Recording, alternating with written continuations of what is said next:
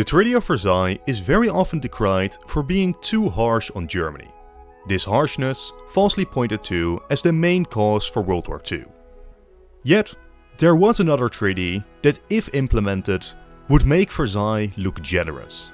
I am of course referring to the Treaty of Sèvres, the Entente plan for the Ottomans post-war. The treatment of the Ottomans differed markedly from all the other Central Powers. While all of them faced significant stipulations, they emerged from the war with full sovereignty. However harsh you think Versailles was, the Germans were still fully in charge of Germany. Hungary was crippled, but it was still Hungarian. The way the Entente saw the Ottomans was a bit different. They weren't quite European, and they were ripe for a renewed bout of colonialism, with several mandate, spheres of influence, and a puppet regime imposed over the remnants.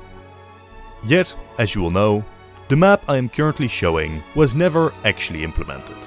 This is mostly because of the staunch resistance put up by the Turks themselves, rallied behind their leader Mustafa Kemal. Towards the end of the conflicts, the Ottomans were facing significant defeats.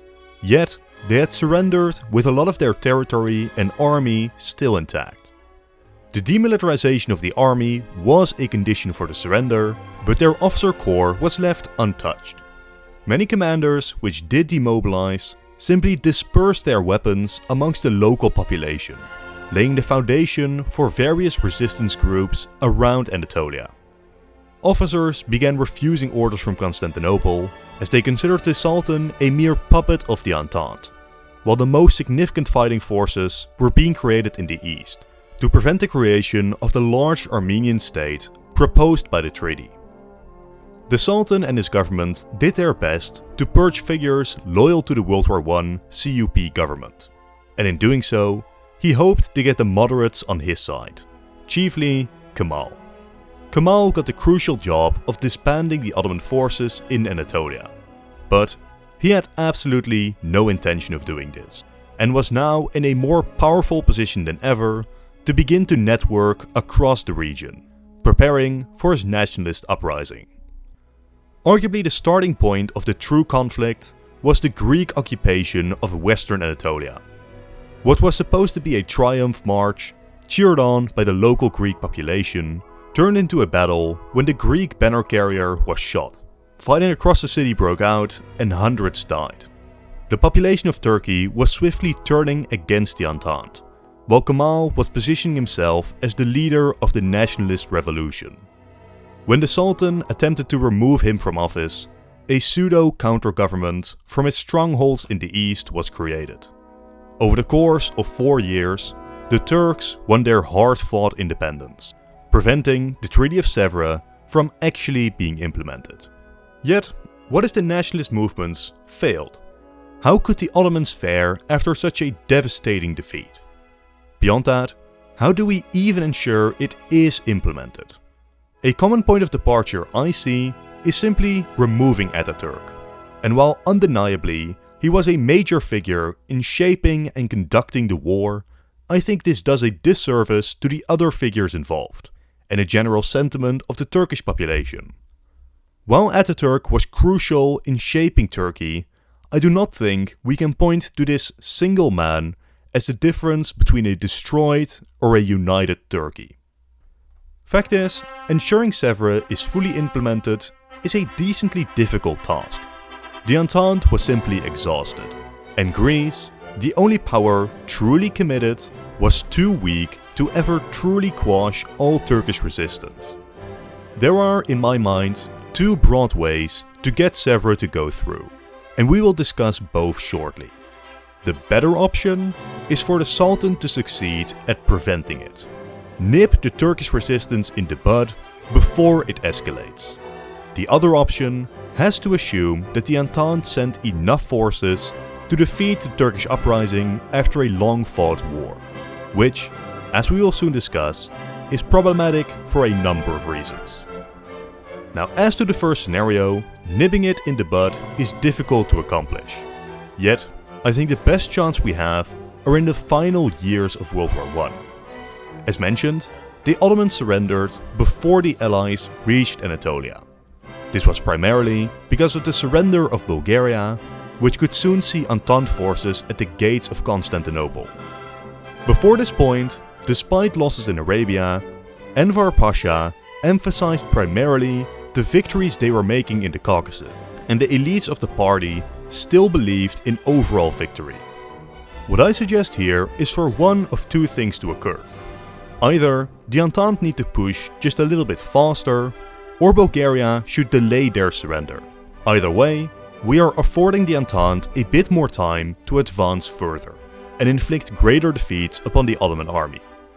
This would have the additional side effect of giving Ataturk some defeats on the field, as historically, he carried the reputation of an undefeated general. Hopefully, these changes will help weaken the remnants of the Ottomans following their later defeat. Then, I might recommend two policies to weaken revolt sentiment. Recall most of the prominent military commanders to Constantinople and keep them there, ensuring that they cannot find themselves in rebel leadership positions. Second, prevent and delay the Greek landing for as long as possible. Greek forces landing in Anatolia was far more emotional for the Turkish population than forces of the other Western Entente. Eventually, the Greeks will have to arrive to secure their gains, but the later they do this, the better. Then, the Sultan also just needs a good bit of luck and people knowledge. He needs to assign someone he can trust to complete the demilitarization. In our timeline, he believed this man to be Kemal, but he was mistaken. Even under a loyal general though, many of the lower officers would continue their policy of disreputing weapons amongst the population. I have absolutely no fantasies that we are avoiding all conflict. Yet, the hope is we can restrict them to local uprisings rather than a large-scale, organized counter-government. Once a bulk of the military is properly demobilized, the Entente can attempt to impose Sèvres. Now, to be clear here, I am merely proposing a couple changes which might make it more likely for Sèvres to be peacefully implemented. It is very possible that my suggestions still wouldn't be enough, and we see an alternate independence war anyways. For the sake of this scenario, we will assume it is successful, and the Entente can move towards implementing their treaty.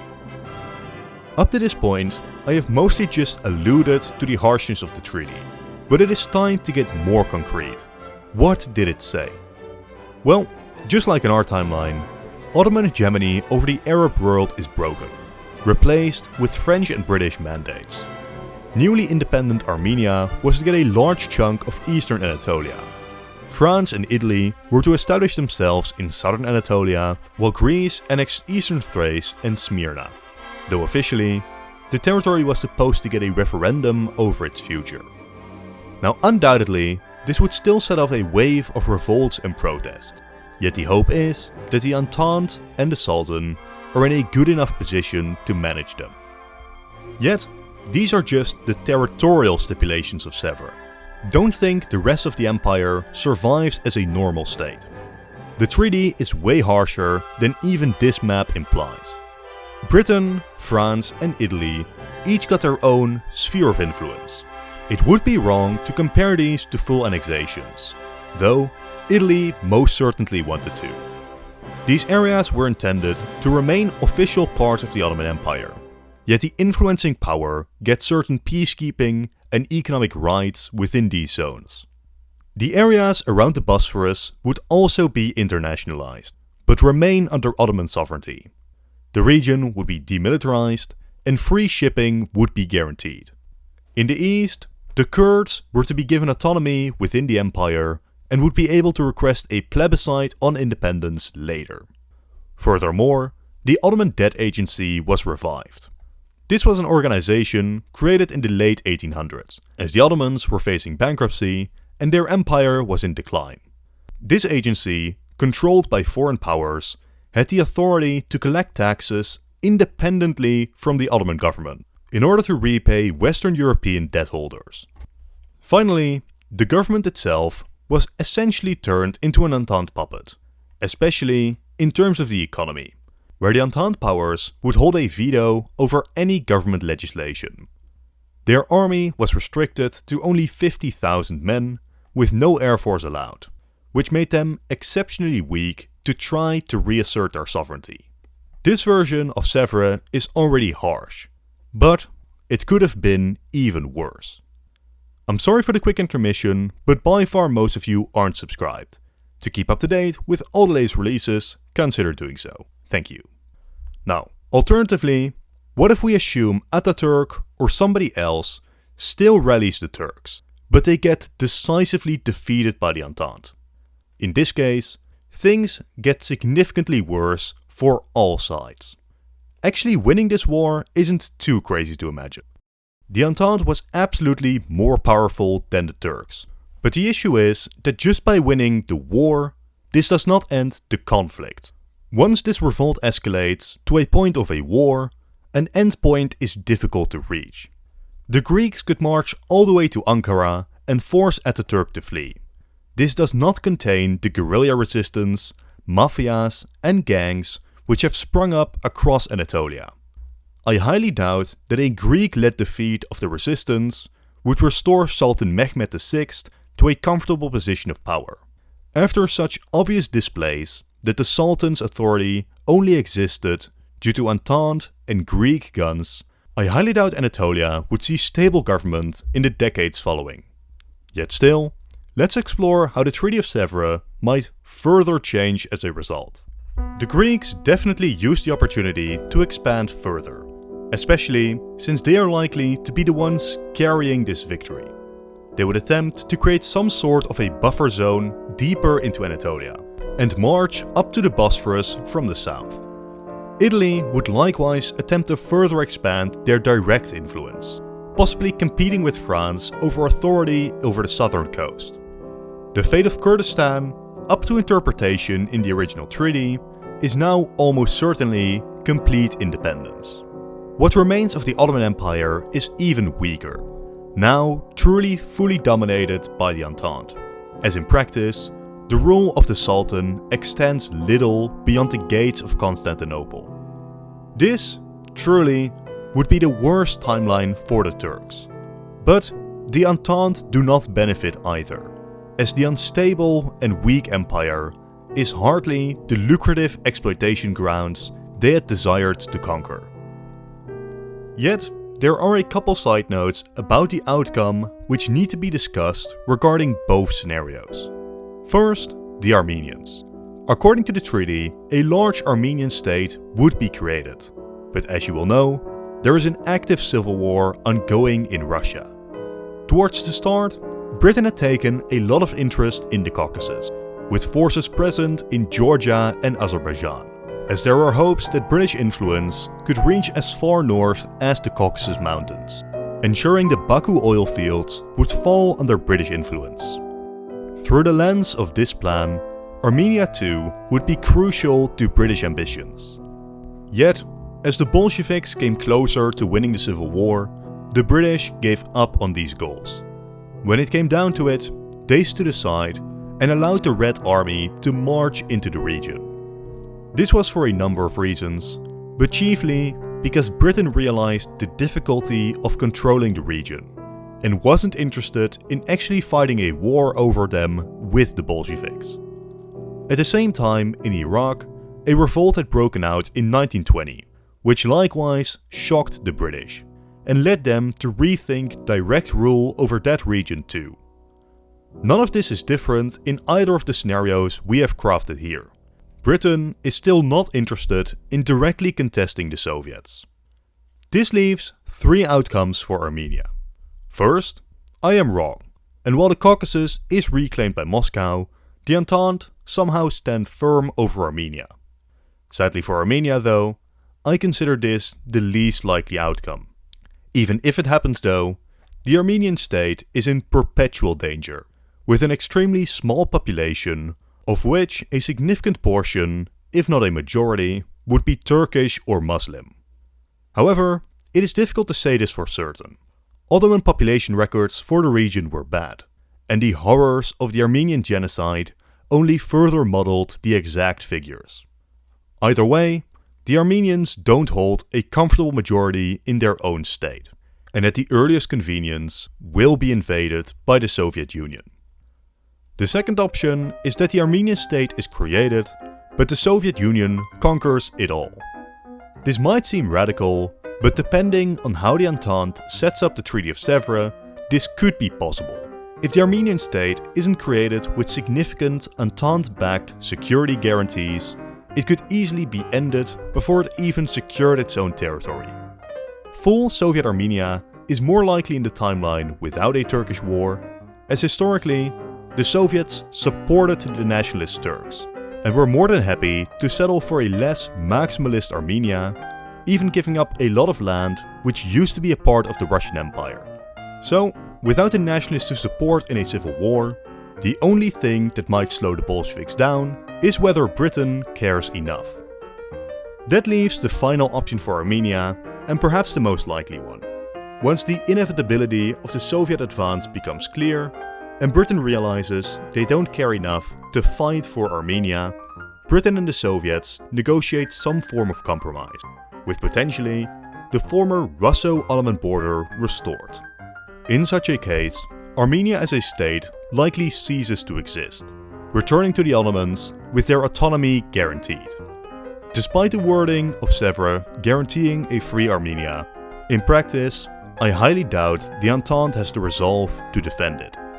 The Kurds are in a remarkably similar position, their chance of independence far from guaranteed. In the Treaty of Sèvres, they didn't get independence, they just got autonomy. In a year's time, they would get the opportunity to call for a plebiscite. If the population then voted for independence, it would be moved to the League of Nations, which could then choose to either approve or deny their request. On paper, you might expect the independence of the Kurds to be a no-brainer for the Entente, another weak state for them to dominate. In practice, I have my doubts about it, at least in the timeline without a Turkish War of Independence. But why do I think that Britain might refuse Kurdish independence? Well, the Sultan has already proven himself a valuable Entente asset. The entire Ottoman Empire is practically a puppet regime. The previously mentioned uprising in Iraq has resulted in the British loosening their influence there, while the failure of their broader plans for the region means the value of a Kurdish state under British and French influence declines significantly, especially considering the Kurds were also promised a second referendum over Iraqi territories, which would again complicate the British position within the Middle East at a time when the British realized they mostly just wanted to go back home and pretend it was all over. I would put my money on the British, if it came down to it, discouraging Kurdish independence in favor of maintaining better ties to the Ottoman regime. Then there is the matter of Greek Smyrna. On paper, a plebiscite was to be held in 5 years to determine its future, and in a fully fair world, the Turks absolutely hold the majority in the region, so it should pass back to the Ottomans. In practice, the Greeks would extend a military occupation way before the plebiscite. This, depending on how much pressure the Entente puts to keep the referendum fair, which I doubt would be enough, can very well lead to the Greeks directly or indirectly rigging the results. For example, a common idea amongst the Greek leadership was that many Turks would simply leave the territory before the referendum, thereby changing the demographics in their favor. The Greeks also had the majority in the cities, while the Turks held the countryside, and a very common way to rig elections is to thus not give the countryside enough areas to vote in. Finally, the plebiscite might split the region, creating a large coastal zone including most of the Greeks, while leaving some Turk majority areas in their own zones. This would slightly limit the territory Greece gets, but does leave them with most of it. Whichever model Greece chooses is difficult to say, but unlike the Kurds, I think the Greeks have the diplomatic and military might to, if they so desire, ensure an unfair victory in their occupation zone. Finally, there is the matter of the remaining minorities within the Ottoman Empire, as well as the Turks remaining in Greece. In our timeline, major population exchanges ensured that both Greeks and Turks living in the opposite state moved to their neighbors. In this timeline, this is unlikely to occur as directly. Population exchanges are less centralized, happening slowly over time, with Greece especially implementing policies to directly or indirectly expel their Turkish minority, while the Ottomans, under Entente pressure, cannot implement such policies on their own minorities. Population exchanges might still happen, but they are less intense, slower, and less definitive, both states retaining more minorities within their borders. Now then, allow me to summarize this surprisingly long rundown of the actual implementation of Sèvres. Worst case for the Ottomans, an exhausting fight is necessary to force the Turks into accepting the Treaty of Sèvres. Greece and the Entente powers increase their direct occupations. Armenia and Kurdistan get independence, and for true calamity, Armenia could even get fully annexed by the Soviets. In the best case for Turkey, Armenia and Kurdistan are retained with autonomy, and Smyrna is returned via plebiscite. As the, in my opinion, more realistic timeline, this map is gonna be roughly what we will be following. But most of the points I will be making until the end of World War II will be similar for a worst case scenario. Thus, we enter the Interwar era, where soon after, Mehmed VI, the Sultan, during everything we have discussed up to this point, is about to die, as Abdülmecid II succeeds him in 1926. Mehmed VI had been an Anglophile, convinced that cooperation with the Entente was the best way to preserve the state and the monarchy. Into the future, he will be seen as a mixed bag. Most Turks will argue that he is a traitor, selling the nation wholesale to the British. Others will argue that he is what saved the empire from a more thorough partition. Either way, it will be up to Abdülmecid to decide the future of the Ottoman state. He would likely be more of a pragmatist, definitely seeking to reinsert Ottoman sovereignty, yet being forced to work within the boundaries set by Sèvres. After all, the time for rebellion had passed. Entente oversight over the zones of influence had been confirmed.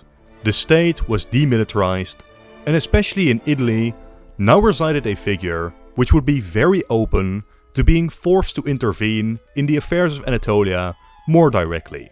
I wouldn't even be surprised if Mussolini sought out a direct conflict against the Ottomans. So, for the most part, Abdülmecid is forced to play along. Yet, his sympathies lay with the nationalists which want to break Entente hegemony. While likely rather weak, some form of communist movement might also spring up amongst the Turkish population. But then the Great Depression hits, and the world starts to change as a result. Germany falls to ultranationalists and start confronting the Western powers. The former Entente starts to move away from each other, and Abdülmecid might start to find himself gaining more leverage to change the fate of the Ottoman Empire for the better. So, let's dive into it. How would this crippled Turkey interact with World War II? Here, I often see a severed Turkey play a major role in the overall conflict, siding with the Axis out of anger about the treaty, thereby reasserting their sovereignty, reclaiming lost territory in the West, and then help facilitate the fall of the Middle East to the Axis, and/or helping the Germans collapse the Caucasus Front, denying the Soviets their oil, and, if not winning the war, at least putting the Axis in a significantly better position. While I don't deny that, in theory, such a thing should occur, I think it's very important to establish some basic facts about Turkey in 1939, even in our own timeline, which makes me think that anything of the sort is highly unlikely. In our timeline, Turkey's industry was 8 times smaller than Italy's, which in turn was 14 times smaller than that of Germany. Especially in this alternate timeline, the Turks are adding nothing to the alliance economically. Militarily, in our timeline, Turkey had a decently sized army and air force, though even then, its military budget was 1/10 that of Italy, which already had a small budget compared to the other great powers. In terms of population, today Turkey is a giant, second only to Russia within Europe. In 1939, this wasn't the case, and their population was comparable to Yugoslavia or Romania. Undeniably, had Turkey joined the Axis in our timeline, it could have been a big deal. But their power shouldn't be overstated. The most important thing they had to offer was their geographic positioning. Then, everything I just discussed is exaggerated in this alternate timeline. The nation is demilitarized. The economy is even weaker and under foreign control. Their population is smaller, and there is no air force to speak of. Unlike Germany, Hungary or Bulgaria, which all retained their sovereignty and through threats and alliances managed to break their respective treaties, the former Entente is directly involved in the Ottoman government, and they would have to wait at least until the breakout of war to truly reverse these restrictions. If the Ottomans timed their announced support for the Axis even a bit wrong, or if Churchill only suspects them of disloyalty, the state could easily end up occupied in the same way as Iran and Iraq during our timeline. Italy is another wild card in terms of getting an Axis Turkey. After all, they are a colonial power over the Ottomans, the same as the West. Is Mussolini willing and able to offer his Anatolian possessions to the Ottomans? I am not so sure. Overall, considering the position the Ottomans are in, I doubt the official government would risk it all by joining the Axis. If anything, I consider it more likely the state is preemptively occupied by the Allies, Mussolini invades it as part of his ambitions, or the state gets rocked by a civil war. In all of these cases, whether or not Turkey makes an impact on the war fully depends on German actions, where it's very important to recognize a very basic fact about the German command in World War II. They did not care about the Middle East all that much. Even in our timeline, if I was in charge of Germany, I would have argued that a successful push into Egypt was Germany's best shot at an overall victory. Yet, the High Command simply had other priorities. Again, since the Ottomans would be too weak to make a difference on their own, their joining the Axis only matters insofar as the Germans and the Italians have forces to redirect there. This leaves a couple of options for how the Ottomans might impact the conflict. They might join the British or get invaded by the Axis, they might try to join the Axis and hope for the best, or the government stays neutral, but the Turks themselves attempt a new revolution. In all of these cases, the Germans are going to have to try to come to Anatolia, a very mountainous region which is rather lacking in significant infrastructure. In the worst case, having to fight the Turks and the British along the way. In the best case, only having a front against the British. Any proposed invasions into the Soviet Union from Anatolia will be a logistical nightmare, not worth the investment compared to just marching down the flatlands in the north. Especially since, if you want to safely attack the Soviets via Anatolia, you basically also need to conquer the Middle East. Once more, these are absolutely things which Germany could try, but they do not fit the style of the German High Command. And if such operations are mishandled or not properly invested in, Germany could find itself stuck in a difficult and draining frontline in Anatolia. So, for all of these reasons, I doubt the Ottomans are going to join the Axis. They are too weak on their own, unlikely to take the risk. But even if they do, the actual work will be up to the Germans, who are unlikely to divert enough resources from their primary goals, meaning the front likely devolves into a second North Africa. I will not deny that, in a best case scenario, Germany has some opportunity in this timeline. In practice, the realistic answer is that the Ottomans are likely to remain neutral, potentially to join the Allies later in the war through pressure from Churchill and a desire to reassert their sovereignty. As, on the whole, I expect World War II to be a period of national revival for the Ottoman state. For example, the collapse of France to Germany is the perfect excuse to remove their influence over the state. Likewise, once Italy starts fighting Britain, the British will have no problems supporting removing Italian privileges as well. leaving only Britain remaining with influence over the state, but as the war goes on, even that will start to weaken. Likewise, the autonomy of Armenia and Kurdistan could come under strain, with the Armenian zone of influence almost certainly abolished, seeing as Armenians aren't even necessarily the majority population. But, depending on attitudes within Istanbul, Kurdistan might actually keep their privileges.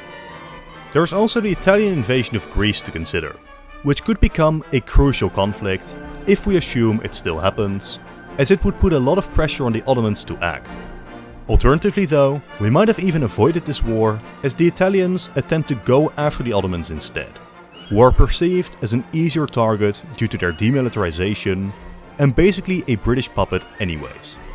Undoubtedly, if this happened, Italy might have initial successes, perhaps even trying to set up a Turkish puppet regime, garnering some support within Anatolia, but they would eventually start to struggle as the British halt their invasion. Once more, this could force Germany to come down to the Balkan anyways, and could in radical cases even convince the Greeks to join the Axis. But, unlike our timeline's Balkan campaign, which ended in a couple months, this would be the start of a new front that lasts the entire duration of the war. But, back to the Greek war option, assuming both sides are fine with keeping the Ottomans neutral for now, it would resolve itself similarly. Though, it is possible Smyrna is placed under Ottoman occupation for safekeeping, with Britain essentially challenging the Axis to make the mistake of opening up a front in the region. Now it does bear mentioning that in this alternate timeline, the Axis will have the ability to cut off Bosphorus shipping to the Soviet Union. Yet, this would hardly be a major blow. Only 4% of Lend-Lease arrived via this route, and it is even possible that overall, more Lend-Lease arrives through routes in eastern Anatolia. Then, as the conflict matures, assuming the Ottomans haven't been forced into the war, Churchill will seek to convince them to join voluntarily. This pressure might be strongest towards the end of 1943, as Allied forces are preparing to land in Italy. Ottoman entry into the war just before or just after the Italian capitulation could prove a major issue for the Axis. While there is risk to the Ottomans, chiefly because their capital is on the front lines, it also provides major opportunity to leverage the abolition of the remnants of British influence over the state, and it could open the door to post-war discussions about Ottoman expansion.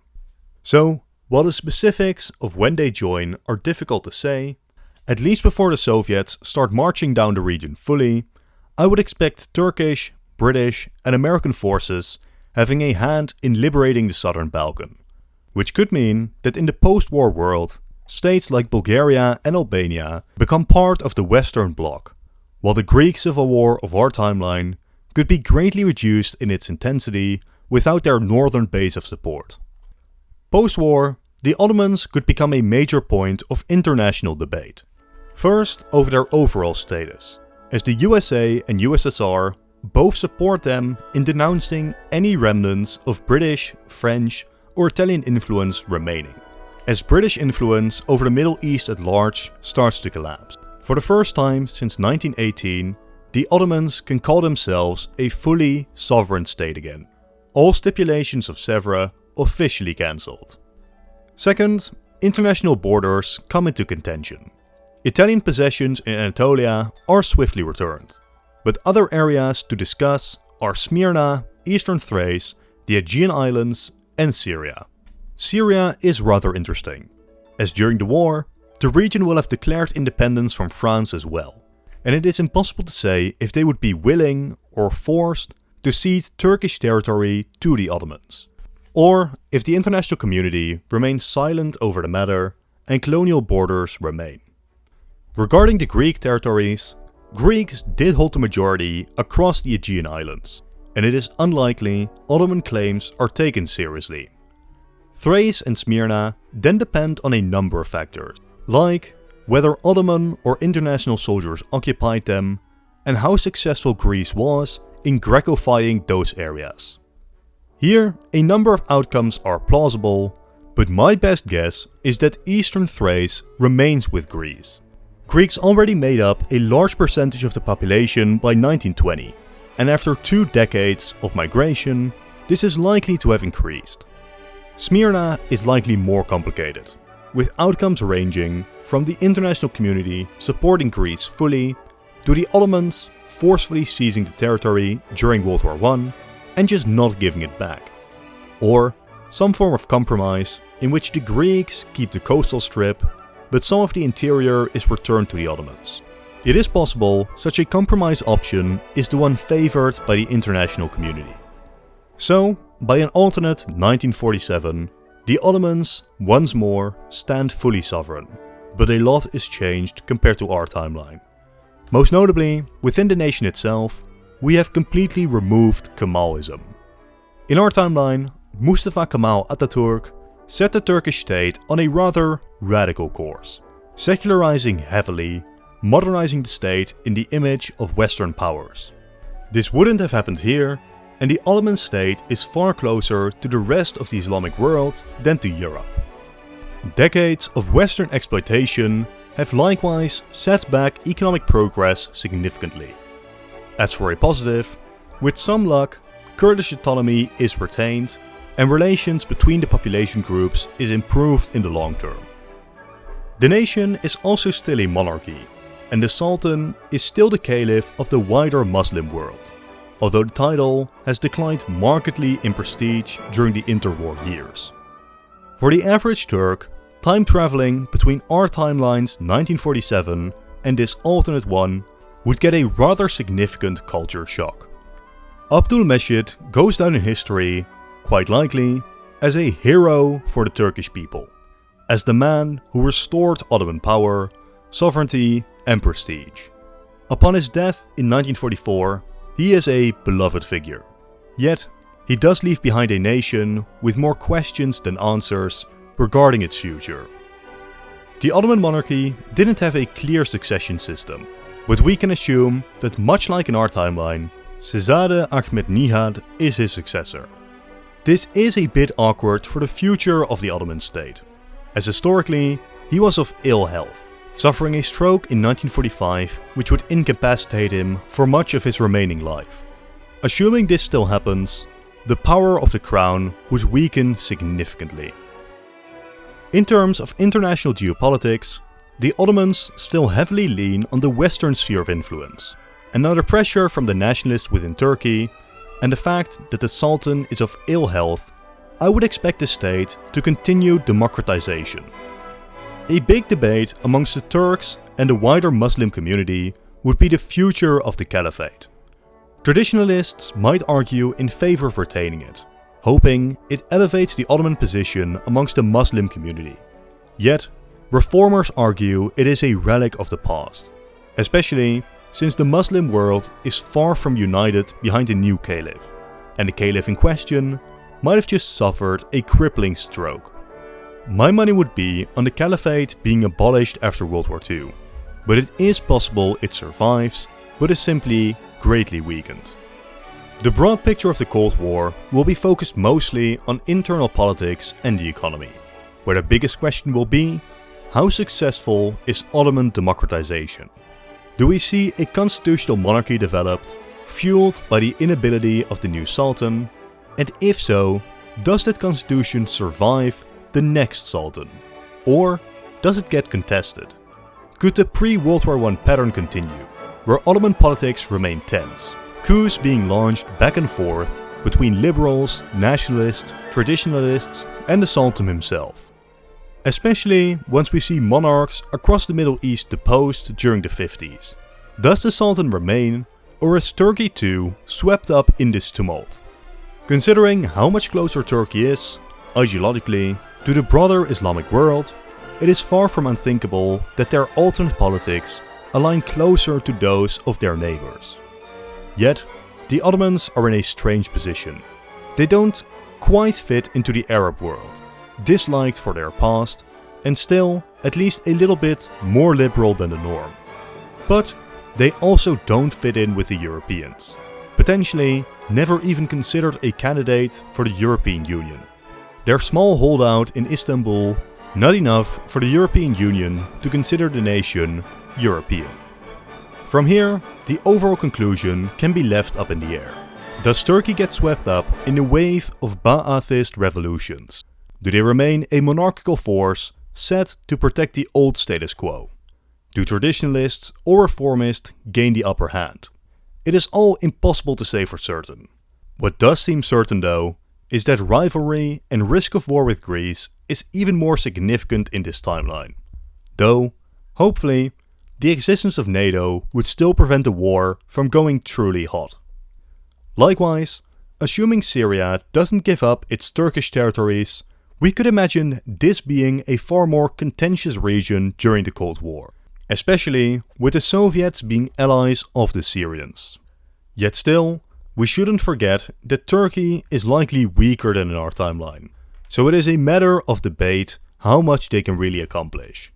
But considering they are now, officially, still the same Ottoman Empire of old, rather than an all-new Turkish Republic, dreams of territorial revival might be on the minds of the elites and the military far more than in our timeline. For now though, this is the end of the video. Thank you all for watching and consider leaving a like and a comment as well as subscribing. If you've enjoyed this video, click the video on top to watch another in this series. If you've already seen it, I'm sure the bottom video is great too. Once again, thank you all for watching and goodbye.